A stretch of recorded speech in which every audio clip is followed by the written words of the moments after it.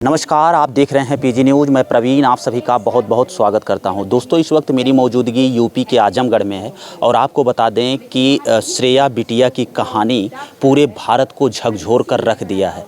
वो तमाम सवाल चाहता है कि आखिर एक बिटिया स्कूल जाती है और उसके साथ ऐसा क्या है कि वो बिटिया तीसरे मंजिले से जाके छलांग लगा देती है। ऐसे में अगर बता दें कि ये दुख भरी कहानी है, लेकिन नहीं, समाज के लिए और सरकार से न्याय के लिए इस आवाज़ को उठाना है। ऐसे में इनके पिताजी हमारे साथ हैं, 2-4 मिनट बात करने की कोशिश करेंगे और आप लोगों को दिखाएंगे।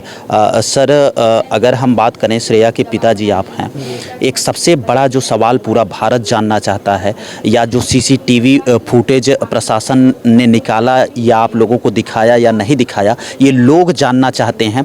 आखिर 60 मिनट तक जब बिटिया को प्रिंसिपल ऑफिस में ले जाके बंद किया जाता है, तो उस दौरान बिटिया के साथ क्या हो रहा था और उसके साथ में कौन कौन था? सर, मुझे नहीं पता, क्योंकि सर अभी तक पुष्टि नहीं हो पाई है कि उसके अंदर क्या है क्या नहीं है, क्योंकि कुछ फुटेज कैमरे नहीं मिले हैं और उसका प्रशासन जांच कर रही है। हमको भरोसा दिलाई है कि जो भी होगा, जो भी जांच में आएगा, वो हम सबके समझ लाएंगे।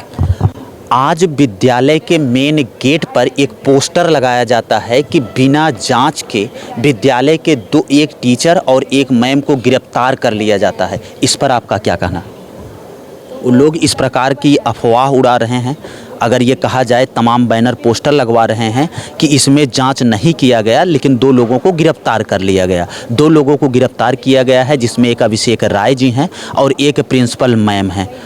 पुलिस बिना साक्ष्य के तो गिरफ्तार कर नहीं सकती है, कुछ न कुछ साक्ष्य मिला होगा, इसीलिए गिरफ्तार की होगी। तो इस पे आपका क्या कहना? सर, इस पे हमको यही कहना है सर कि प्रशासन, पुलिस प्रशासन जो भी की है, वो भली भांति जान के और जांच करके वो अपना काम कर रही है। उसके काम को प्रभावित न करें ये लोग, और प्रशासन अपने काम को करें, ताकि ये लोग अपने शक्ति प्रदर्शन का जो है वो करके उनको रोकने की कोशिश कर रहे हैं।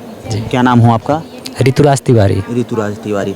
अच्छा ऋतुराज जी, अगर हम एक सवाल और करें, एक आप पिता हैं, आपकी इकलौती बेटी थी ना? जी सर, मेरी इकलौती बेटी थी। और बेटे कितने हैं? बेटा सर एक है। अच्छा, एक बेटी एक बेटा। जी जी। आप क्या करते हैं? सर, हमारी छोटी सी शॉप है चौक पे। हाँ। प्लाई की हार्डवेयर की दुकान है। हाँ।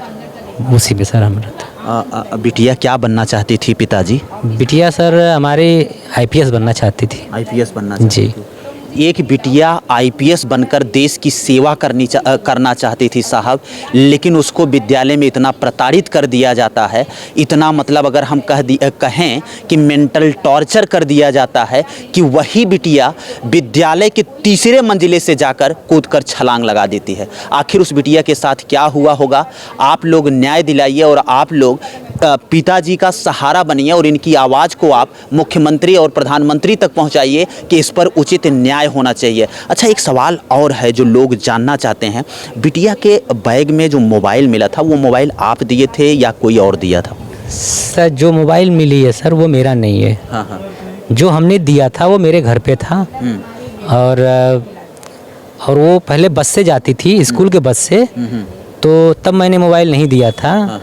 बाद में सर फीस को ही लेके कि हम बस का 3 महीने का फ़ीस लेंगे, तो मैं स्कूल में गया था फ़ीस जमा करने।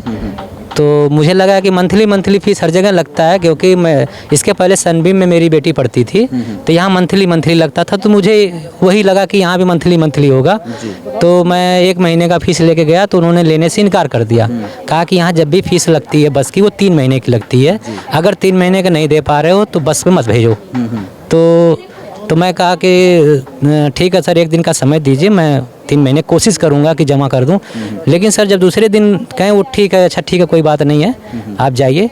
फिर जब दूसरे दिन बस वो हम ले जाते हैं बच्ची को छोड़ने, तो बस वाला रोक के पूछा है कि क्या इसकी फ़ीस जमा हो गई है?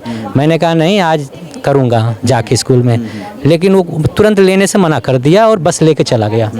इसके बाद ठीक है सर, मान लीजिए मैं तो छोड़ने गया था, मैं उसके साथ था, और वो इस बस लेके चला गया। मान लीजिए सर किसी की बच्ची दूर से आए और ऐसा स्ट्रिक्ट कदम उठा रहा है बस वाला कि बच्ची को छोड़ के वहीं चला जा रहा है, तो ये तो सर गलत है। मीन्स ये भी कहा जाए कि यहाँ पर मानवता को शर्मसार किया गया है।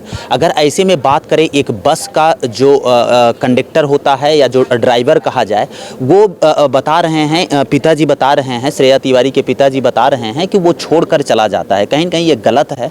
अच्छा, ऐसे में एक बात और सामने निकल कर आ रही है पिताजी कि बता रहे हैं कि वहाँ विद्यालय में वॉशरूम में सीसीटीवी लगाया गया है और बेटी ने उसका विरोध किया था। जी सर। और विरोध होना भी चाहिए भाई, वॉशरूम में क्यों सीसीटीवी लगेगा भाई? ये तो गलत है, सरासर गलत है। तो शायद हो सकता है कि ये सब खुन्नस रहा हो बिटिया से। क्या कहना है इस पे? अब सर ये चीज़ बताई अपनी माँ से कि मम्मा, क्योंकि अपने मम्मा से काफ़ी क्लोज थी वो। क्लोज तो सर मुझसे भी थी, हम लोग दोस्त के तरह रहते थे, क्योंकि सर हमारी बहुत छोटी फैमिली थी। तो हमारी बेटी जब पैदा हुई सर, तो मैं बेटा चाहता ही नहीं था, क्योंकि मेरी बेटी, मुझे बेटी ज़्यादा अच्छी लगती थी। लेकिन सब लोग कहने लगे नहीं, एक नहीं है, कम से कम 2 होना चाहिए। इसलिए मेरा बेटा 8 साल बाद का जो है वो है पैदा हुआ। जी। और अपने हम लोगों से बहुत क्लोज थी, अपने माँ से बताई कि मम्मा ऐसी बात है, वॉशरूम के बाहर जहाँ पे वो वॉश बेसिन होता है, वहाँ पे कैमरे लगे थे। लेकिन मैंने सर से बोला तो सर बड़ा उनको जैसे लगा जानकारी ही नहीं है। तो मेरी मैडम बोली ठीक है बेटा, अच्छा बात की, अगर थी तो बता दी उनसे, तो कोई ऐसी बात नहीं है। लेकिन जब वो नेक्स्ट डे गई तो फिर वॉशरूम में गई तो ध्यान दी उसको, तो कही मम्मा, फिर घर पे जब आई तो बोली मम्मा वो कैमरा हट गया है, वो कैमरा वहाँ पे नहीं है। तो उनकी मम्मा बोली बच्चा अच्छा है, अगर तुमने इतना कह के अगर इसी चीज़ हटवा दी तो अच्छी बात है। बस यही बात। विद्यालय का नाम लेना चाहेंगे? विद्यालय का नाम sir children senior girls wing करके है जी। हाँ, children senior secondary girls wing. अच्छा, गर्ल्स। बिटिया कौन से सब्जेक्ट से पढ़ाई कर रही थी? कॉमर्स से सर। अच्छा, कॉमर्स से पढ़ रही थी। बिटिया 11th में थी? जी 11th में थी। बिटिया 11th में जी। थी। सपना IAS बनना था? IPS sir. IPS था। आपको बता दें कि एक बिटिया जो IPS बनना चाहती है, पिताजी आज अगर हम ये बात करें कि बड़ा सवाल है, लोग जानना चाहते हैं और लोग की जो आवाज़ है उसे लोगों तक पहुंचाना चाहते हैं। तो श्रेया तिवारी के साथ जो हुआ है कहीं न कहीं बहुत गलत हुआ है, लोग जानना चाहते हैं।